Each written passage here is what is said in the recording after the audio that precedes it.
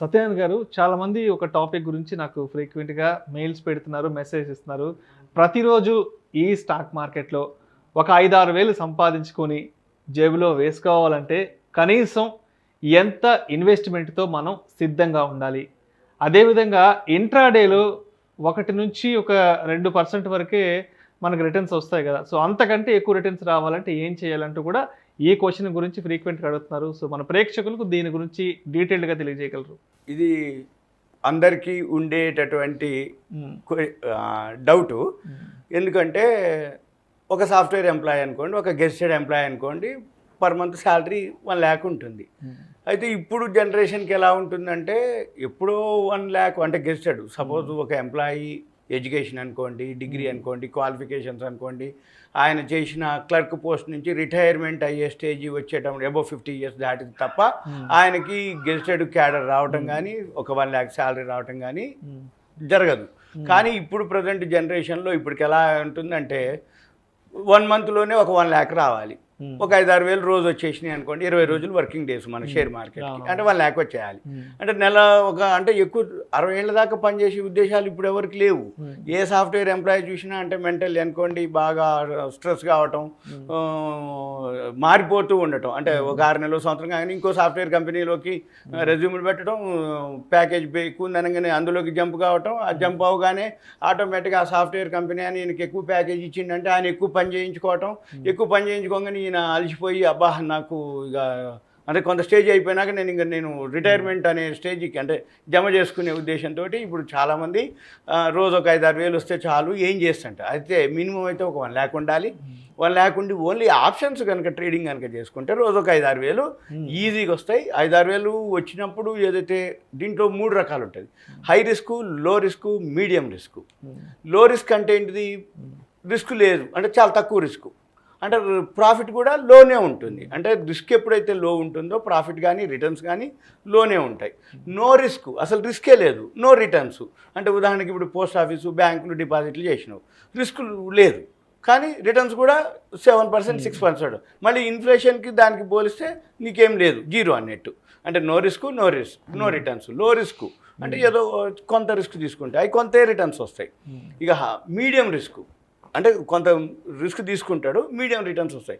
ఇక షేర్ మార్కెట్కి వచ్చేటప్పటికి హై రిస్క్, హై రిటర్న్స్.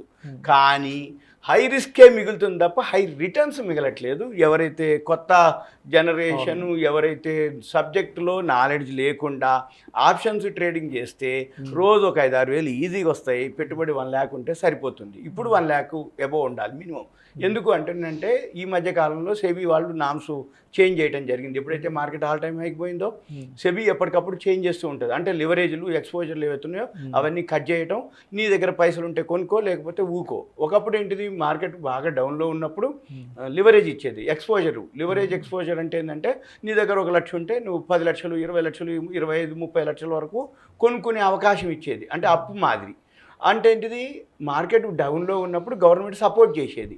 ఇప్పుడు మార్కెట్ ఎప్పుడైతే ఆల్ టైమ్ హైకి వచ్చింది అనుకోండి, చాలామంది ఉదాహరణకి స్టార్టింగ్లో అంటే ఒక 20 years 10 years బ్యాక్ కూడా డీమ్యాట్ అకౌంట్లు వేలల్లో ఉండేది. 1 లక్ష ఉంటే ఎక్కువ, దాంట్లో మళ్ళీ మల్టిపుల్ అకౌంట్లు ఎక్కువ ఉండేది.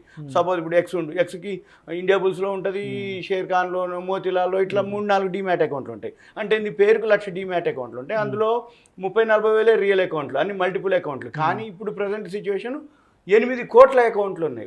ఓన్లీ లాస్ట్ ఇయర్ కరోనా తర్వాత పెరిగిన ఏవైతే అకౌంట్లు ఉన్నాయో అవి ఇప్పుడు 8 crores రీచ్ అయినాయి. సరే ఓకే, 8 crores మల్టిపుల్ అకౌంట్స్ కూడా ఆల్రెడీ ఉంటాయి. అవి ఒక 8 crores 1-2 crores ఈజీగా ఉంటాయి మల్టిపుల్. అంటే ఒకళ్ళకి 3-4 అకౌంట్లు ఉండి ఉంటాయి కాబట్టి. కానీ అప్పటికి ఇప్పటికీ ఏంటంటే టర్నోవర్ బాగా పెరిగిపోవడం జరిగింది, మార్కెట్ ఆల్ టైమ్ హైకి పోవడం జరిగింది, ఫారిన్ ఇన్స్టిట్యూషనల్ ఇన్వెస్టర్స్ ఎక్కువ ఇన్వెస్ట్ చేయడం జరిగింది. కాబట్టి ఆప్షన్స్ ట్రేడింగ్లో ఏదైతే ఉందో వాళ్ళకి మాత్రం ఇప్పుడు మంచి రిటర్న్స్ వస్తాయి. కానీ సబ్జెక్ట్ లేకుండా ఆప్షన్స్ చేయకూడదు. సబ్జెక్ట్ కనుక నేర్చుకొని ఉంటే ఆప్షన్స్లో ఒకటే రోజు 5-6 వేలు కాదు, 1 lakhకి అంటే 40-50 లక్షలు వచ్చిన రోజు కూడా ఉంది. ఉదాహరణకి సెబీ ఒకరోజు ఆదాని గ్రూప్ మీద బ్యాన్ చేయడం జరిగింది ఒక బ్యాడ్ న్యూస్.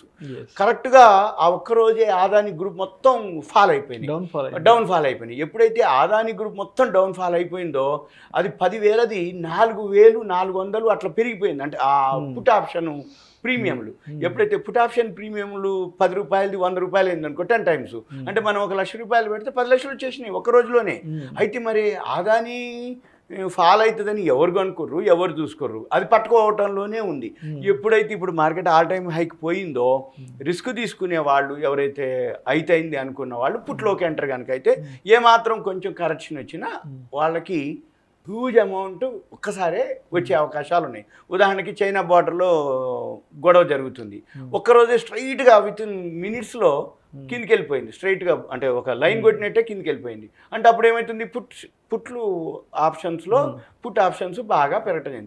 ఎగ్జాంపుల్ లాస్ట్ ఈ మధ్య కాలంలో టాటా గ్రూప్ ఉంది, ఒక్కరోజే ఆ ఎయిర్ ఇండియా 18,000 కోట్లు కొన్నాము అనగానే నెక్స్ట్ డే మొత్తం టాటా గ్రూప్ మొత్తం అన్ని స్క్రిప్లు పెరిగిపోయినాయి. అంటే కాల్ ఆప్షన్స్ ఎవరైతే కొనుక్కొని ఉన్నారో Tata group any Tata Motors అనుకోండి, టాటా స్టీల్ అనుకోండి, టాటా బిఎస్ఎల్, ఇట్లా ఏవైతే టాటా గ్రూప్లో ఏవైతే కంపెనీలు ఉన్నాయో అవేవైతే ఆప్షన్స్లో ఉన్నాయో ఫ్యూచర్స్ అండ్ ఆప్షన్స్లో అవి కొనుక్కున్న వాళ్ళకి అన్లిమిటెడ్, అంటే ఒకటేసారి మన అమౌంట్కి 5 times 4 times వచ్చింది. ఇంకా ఎగ్జాంపుల్ జీ వచ్చింది ఈ మధ్యకాలంలో, ఒకటే రోజు జీ వాళ్ళు మేనేజ్మెంట్ మారుస్తున్నామన్నారు, వెంబటే జున్జున్ వాళ్ళ 50 లక్షల షేర్లని ఒక ప్రైస్కి 218 రూపాయలు 220 రూపాయలకి 50 లక్షల షేర్లు కొన్నాడు. ఇంకో మ్యూచువల్ ఫండ్ వాళ్ళు 50 లక్షలు కొన్నారు. అంతకుముందు 147 కరోనా నుంచి కూడా ఇప్పటి వరకు మార్కెట్ పెరిగినా అది 145 150లో ఉండేది. మేము చాలాసార్లు రికమెండ్ చేయడం కూడా జరిగింది. వాల్యూ ఉంది కానీ జీ పెరగట్లేదు. జీ ఛానల్ ఉంది, దానికి ఉన్నటువంటి అంటే ఆ రెప్యుటేషన్, గుడ్ విల్, దానికి ఉన్న అడ్వర్టైజ్మెంట్లు, దానికి ఉన్న సేల్స్, ప్రాఫిట్ అన్ని విధాలు ఉంటుంది, కానీ షేర్ ప్రైస్లో మూమెంట్ ఉండదు. అక్కడ ఏం జరిగింది అంటే మేనేజ్మెంట్ లోపం కింద ఆ షేర్ ప్రైస్ మూమెంట్ రాలేదు. ఎప్పుడైతే బోర్డ్ ఆఫ్ డైరెక్టర్స్ ఏజిఎంలో ఒక అనౌన్స్మెంట్ చేశారు, జీని మేము మేనేజ్మెంట్ ఏదైతే ఉందో మారుస్తున్నాము అని, వెమ్మటే జున్జున్ వాళ్ళ ఎంటర్ అవ్వటం, అది ఒక్కరోజే 30% 40% పెరగటం జరిగింది. అంటే ఆ రోజు ఎవరైతే కాల్ కొనుక్కొని ఉందో ఆటోమేటిక్గా 4-5 times కంటే ఎక్కువ పెరిగింది. అంటే లక్ష పెడితే ఒక రోజులోనే 4-5 లక్షలు వచ్చేసినాయి. ఇక మళ్ళీ జీవాడు సోనీలోకి మెర్జ్ అవుతున్నాను, మళ్ళీ రిలయన్స్ వాళ్ళు మెర్జ్ చేసుకుంటున్నాం అని, ఇట్లా అంటే జీకి ఒక న్యూస్ కాదు, జున్జున్ వాళ్ళ ఎంటర్ అవ్వటం, సోనీ వాడు ఎంటర్ అవ్వటం, రిలయన్స్ వాడు మెర్జ్ చేసుకుంటా అనటం అనగానే ఉంది జీ టెలి అట్లా వెళ్ళిపోవటం. ఇప్పుడు టాటా గ్రూప్ ఉన్నాయి ఈ మధ్య కాలంలో, మళ్ళీ రిలయన్స్ ఉంది, సోలార్ బై చేయడం జరిగింది, అట్లా వేరే ఎక్వైర్ చేస్తున్నారు అనగానే ఆటోమేటిక్గా వెళ్ళిపోతాయి. అయితే ఇవన్నీ రోజు రావు, నెలకి ఒక పౌర్ణమి ఒక అమావాస్య ఎలా అయితే ఉంటుందో నీ 1,00,000 రూపాయలు పెట్టి ఆప్షన్స్లో కనుక ట్రేడింగ్ చేస్తే రోజు 5-6 వేలు కాకపోయినా 1,000-2,000 లాస్ పెట్టుకోవాలి. మిగిలిన ఇప్పుడు థర్స్డే ఉంది, థర్స్డే రోజు ఏం జరుగుద్ది అంటే వీక్లీ క్లోజింగ్ ఉంటుంది. ఎప్పుడైతే వీక్లీ క్లోజింగ్ ఉంటుందో వోల్టాలిటీ ఎక్కువ ఉంటుంది.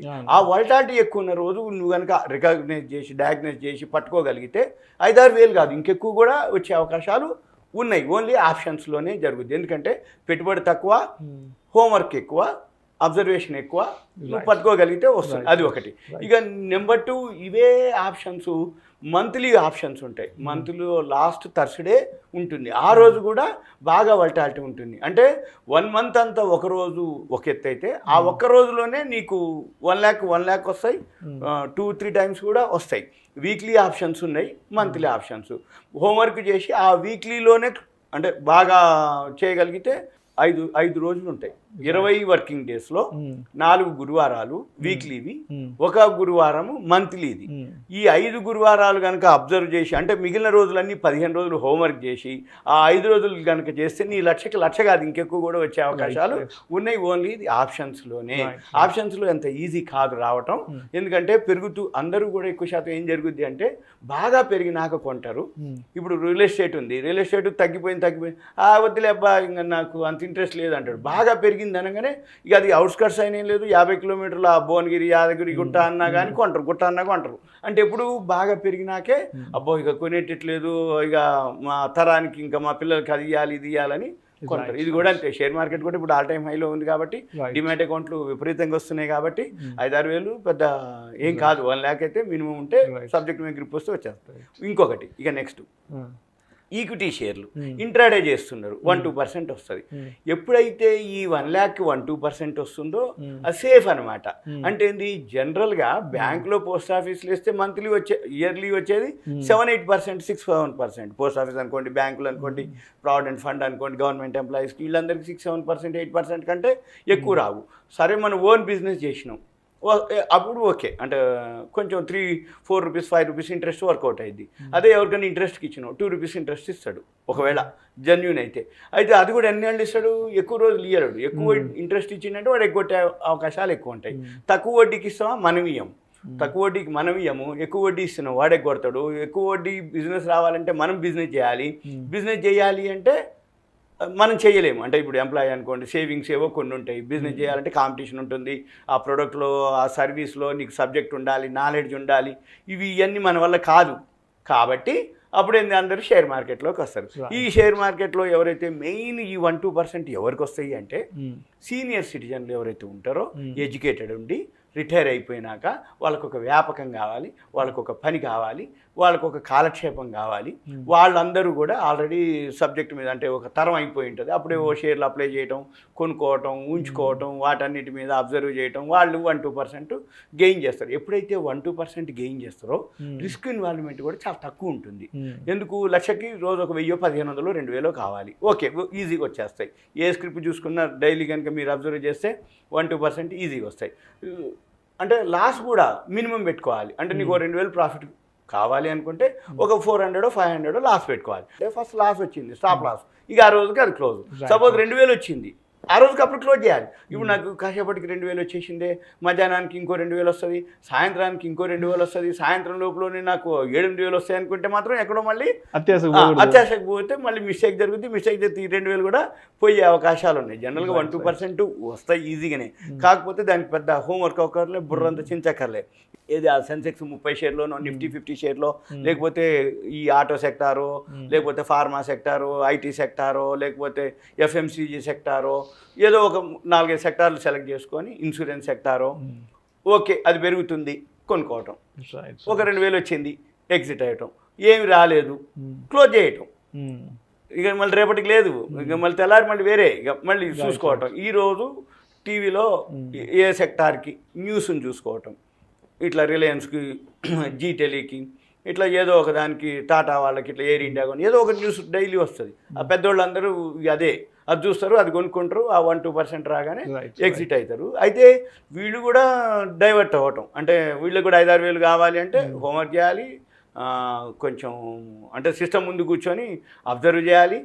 సబ్జెక్ట్ మీద నాలెడ్జ్ గెయిన్ చేసినాకైతే ఈజీ వస్తాయి. చాలామంది అడుగుతున్నారు, నాకు నెలకి 10,000 రూపాయలు శాలరీ, సో నేను మళ్ళీ ఇంకొక 10,000 రూపాయలు స్టాక్ మార్కెట్లో సంపాదించుకోవాలంటే ఏం చేయాలి? సో ఈ క్వశ్చన్ కూడా చాలా మంది అడుగుతున్నారు. అవును, ఇది జనరల్గా అందరికీ అవసరమయ్యే క్వశ్చన్. రెండోది, ఈ 10,000 వాళ్ళందరికీ లోపల ఉంటుంది, నా దగ్గర బాగా పైసలు ఉంటే నేను అట్లా చేసేవాడిని, ఇట్లా చేసేవాడిని అని అనుకుంటారు. అయితే ఫస్ట్ 10,000 ఎవరైతే ఉంటారో, చిన్నగా స్టార్టింగ్ ఏదైనా మ్యూచువల్ ఫండ్ తోటో, లేకపోతే ఉన్న 10,000 కొన్నాళ్ళు ప్రాక్టీస్ చేసి చిన్న చిన్న స్క్రిప్టులు కొనుక్కుంటూ, అంటే ముందైతే ఫండమెంటల్ నేర్చుకోవాలి. నేర్చుకొని ఆ 10,000 తోటి చిన్నగా చేస్తే కొన్నాళ్ళకి వచ్చేస్తుంది. ఇప్పుడు లా చేయాలన్నా ఒక 5 years చేయాలి, ఫార్మా అదే డాక్టర్ కావాలన్నా ఒక 5-6 years చేయాలి. ఏది అయినా అంటే ఏ ఫీల్డ్లో అయినా కానీ, అంటే ఒక ప్రొఫెషనల్గా తయారు కావాలి అని అంటే, ప్రొఫెషనల్ డ్రైవర్ కావాలన్నా, ఇప్పుడు పుల్లారెడ్డి గారి స్వీట్ సెంటర్ ఉంది, ఆయన ఆ స్టేజీకి వచ్చిండు అంటే ఎన్నేళ్ళు ఆయన వెనక శ్రమ ఉంటే, కష్టం ఉంటే అంటారు. నేను కూడా స్వీట్ సెంటర్ పెడతా, పుల్లారెడ్డి గారి స్వీట్ సెంటర్ పక్కన నేను కూడా ఒకటి మడిగ తీసుకొని పెడతా అంటే మనకి రాదు. ఎందుకంటే మనకి క్వాలిటీ మెయింటైన్ చేయగలగాలి. అలానే 10,000 తోటి వస్తాయి 10,000, కానీ ఎప్పుడు వస్తాయి అంటే సబ్జెక్ట్ మీద నాలెడ్జ్ గెయిన్ చేసి మనం ఫండమెంటల్గా స్ట్రాంగ్ ఉన్నాయా లేవా, ముందైతే హోంవర్క్ చేయాల్సిందే, నాలెడ్జ్ గెయిన్ చేయాల్సిందే. అప్పుడు ఆ 10,000కి ఎడిషనల్గా వస్తుంది. కావాలనుకుంటే ముందు ఏం చేయాలంటే సింపుల్గా మ్యూచువల్ ఫండ్స్లోనో, లేకపోతే ఎవరైనా సీనియర్లు కానీ, ఎవరైతే ఫైనాన్షియల్ అడ్వైజర్స్ని కానీ కలిసి ముందు ట్రైనింగ్ తీసుకోవటం. ట్రైనింగ్ తీసుకున్నాక ఫండమెంటల్గా, టెక్నికల్స్గా ఇప్పుడు చాలా సాఫ్ట్వేర్లు వచ్చేసినాయి. ఇప్పుడు చాలా ఈజీ అయిపోయింది. సాఫ్ట్వేర్లు వచ్చినాయి, ఆల్గోలు, సెమీ ఆల్గోలు, సిస్టమే బై సెల్ చేస్తుంది. ఇప్పుడు చాలామంది సాఫ్ట్వేర్ ఎంప్లాయీస్కి ఆ సాఫ్ట్వేర్ లింక్ ఇస్తే సిస్టమే 10,000 రూపాయలతోటే రోజు 500 1000 కూడా ఇచ్చేస్తుంది. అదే అంటే ఏంటి, స్టాప్ లాస్లు మనమే ఫీడ్ చేయొచ్చు, టార్గెట్ ప్రైస్లు కూడా మనమే ఒక 1% 2% మనమే సెట్ చేయొచ్చు. చేస్తే సిస్టమే బై చేస్తుంది, సిస్టమే సెల్ చేస్తుంది. ఎండ్ ఆఫ్ ద డే వచ్చేటప్పటికి ఓన్లీ అమౌంట్ రూపంలోనే ఉంచుద్ది. అంటే ఇప్పుడు ఇవాళ ఉదయం 10,000 ఉన్నాయి, ఒక 300 లాభం వచ్చింది, క్లోజ్ చేసింది. సాయంత్రాన్ని మన అకౌంట్లో 10,300, ఒక 20-30 రూపాయలు బ్రోకరేజ్ పోతే 10,250 270 చూపిస్తుంది. సపోజ్ నెక్స్ట్ డే ఒక 200 మైనస్ అయింది, నీకాడు నేను 10,300లో 200 మైనస్ ఒక 20 రూపాయలు బ్రోకరేజ్ పోయింది, 10,100 50 మళ్ళీ బ్యాలెన్స్ చూపిస్తుంది. అంటే ఎప్పటికప్పుడు అది క్లోజ్ చేస్తుంది. ఇప్పుడు ప్రజెంట్ చాలా సాఫ్ట్వేర్లు వచ్చేసినాయి. అసలు షేర్ మార్కెట్ ఇప్పుడు ప్రజెంట్ కూడా మాన్యువల్ లేదు.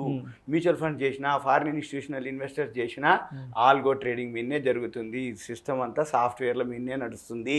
మాన్యువల్గా చేసే వాళ్ళకి రిటర్న్స్ లేవు. కాబట్టి ఆల్గో నేర్చుకోవటం బెటరు, ఆల్గో సాఫ్ట్వేర్ లింక్ తీసుకోవటం బెటరు, వాటి మీదనే ఫోకస్ చేయటం బెటరు. ఇప్పుడు ఈ 5-6 వేలు ఈ 1-2% ఎవరైతే ఉండరో వాళ్ళు మాన్యువల్ వాళ్ళే. ఎందుకంటే ఆప్షన్స్ ఈ స్టాప్ లాస్ గీప్లాస్లు చెల్లవు. ఎందుకోసం అంటే ఆప్షన్స్కి వచ్చేటప్పటికి బయర్కి సెల్లర్కి వేరియేషన్ ఎక్కువ ఉంటుంది. అంటే మనం కొనేటప్పుడు హై రేట్ ఉంటుంది, అమ్మేటప్పుడు లో రేట్ ఉంటుంది. కాబట్టి దాన్ని సిస్టమ్కి అప్పచెప్పం. మనము మాన్యువల్గా చేయాల్సిందే, హోంవర్క్ చేయాల్సిందే, అబ్జర్వ్ చేయాల్సిందే, కంటిన్యూస్ సిస్టమ్ ముందు ఉండాల్సిందే. వాళ్ళు ట్రేడ్ చేసుకొని 5-6 వేలు రాగానే ఎగ్జిట్ అయిపోవటం సేఫ్. ఇది సింపుల్గా. ఇంకా ఏమైనా డౌట్స్ ఉంటే పర్సనల్ కాల్ చేయొచ్చు.